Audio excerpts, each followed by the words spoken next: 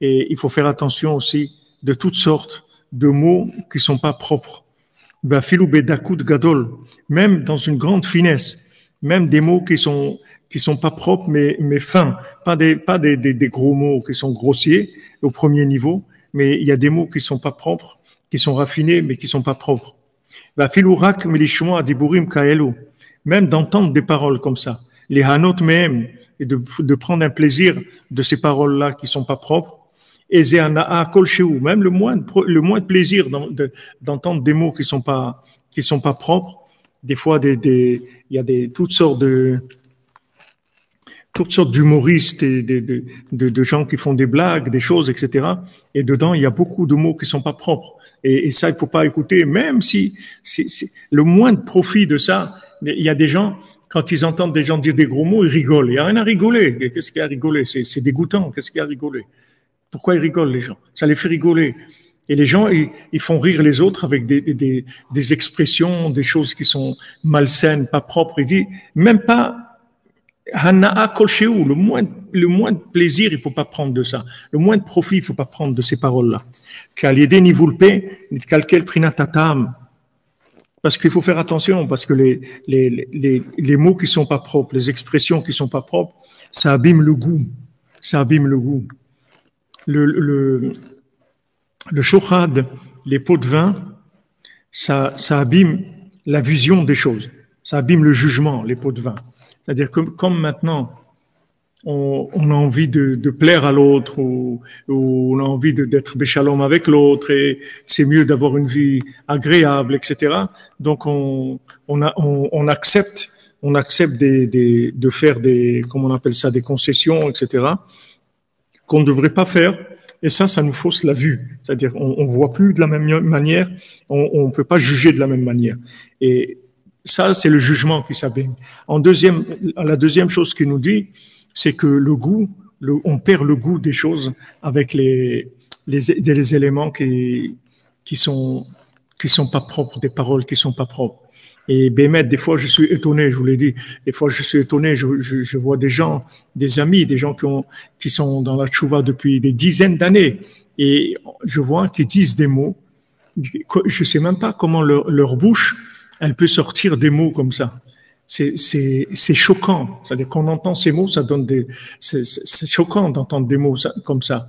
Ça choque. Alors, des fois, vous y attendez pas du tout. Vous parlez avec la personne et d'un coup, elle sort un mot, mais c'est choquant, c'est dégoûtant. C'est-à-dire, comment quelqu'un, il peut dire un mot comme ça, alors qu'il fait Shabbat, il mange kasher, il vit en Eretz Israël, comment il peut dire comme ça, des mots comme ça dans sa bouche? Ça veut dire que la personne, elle est très, très sale à l'intérieur pour dire des mots comme ça. Parce qu'ici, il sort des choses comme ça, c'est comme si vous avez une mauvaise odeur quelque part, ça veut dire quelque chose qui sent mauvais quelque part.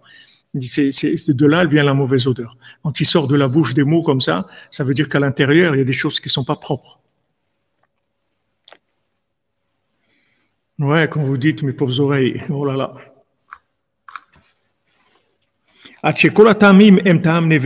Il dit, regardez, parce qu'après, tous les goûts qu'on goûte, ça a le goût de charogne, c'est dégoûtant. Alors après, les gens, ils s'étonnent, ils disent, ils trouvent pas du goût à la vie, ou du goût à l'étude de la Torah, ou à la prière et tout.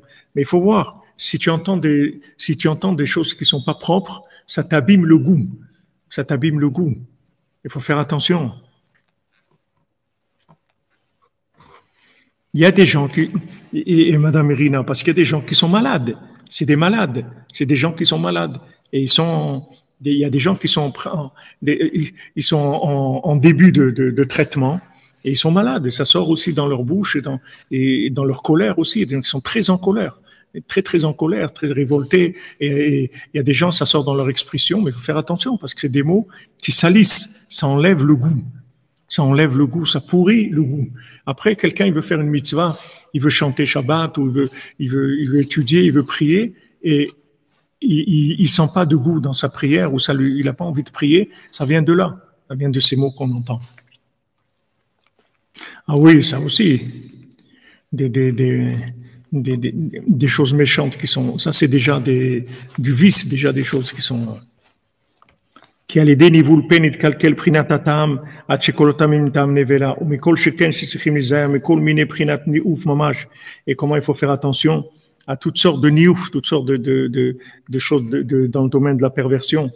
Et à filou bedakut gadol, même sans c'est très fin, qui a les désirs, nitkalkel prinat areach, parce que ça abîme l'odorat.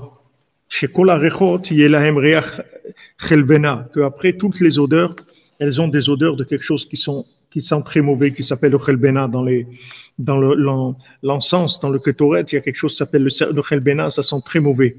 Chez kol ze prinat gam kilkul, achaim tovim legamre, et que c'est ça qui abîme complètement la belle vie.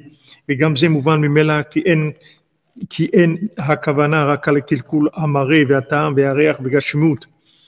Parce que ici, c'est sûr qu'on parle pas ici que c'est la vue ou le goût ou l'odeur matérielle. On parle ici principalement dans la spiritualité, qui sont mamash le chaim tovim.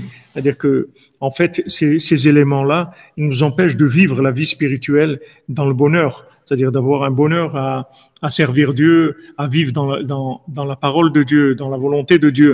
Parce que ces trois éléments-là, ils abîment notre vie. Ils abîment notre vie. Comment il faut se protéger de ça? Il faut faire attention. Et en France, on peut pratiquement autant entendre aucun sketch d'une blague ou de choses, parce que c'est tout avec des choses qui sont sales. Il y a pas des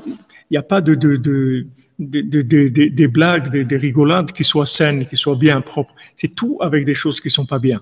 Donc c'est un domaine qu'on est obligé d'éviter, parce que ça, c'est très grave. Ça abîme l'odorat. L'odorat, c'est ce qui est le plus élevé chez nous. Ça vient de l'âme. Et le Mashiach, il va juger les gens avec l'odorat. C'est-à-dire, on voit Moshe Rabbeinu,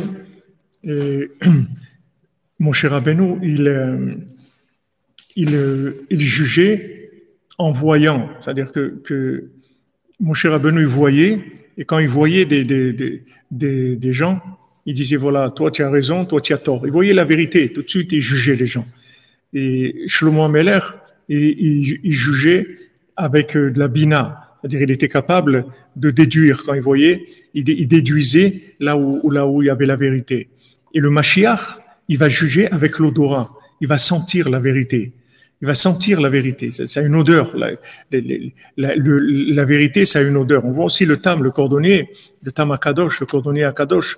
On voit que quand il dirigeait le pays, il était tellement simple et tellement intègre que quand deux personnes, elles venaient devant lui pour un jugement, elles disaient, voilà, il m'a pris ça, il m'a fait ça, etc. Il disait, toi, tu as tort, toi, tu as raison, c'est tout. Directement. Il n'avait pas besoin de réfléchir, il voyait directement la vérité. Mashiach, il va juger les gens avec l'odorat.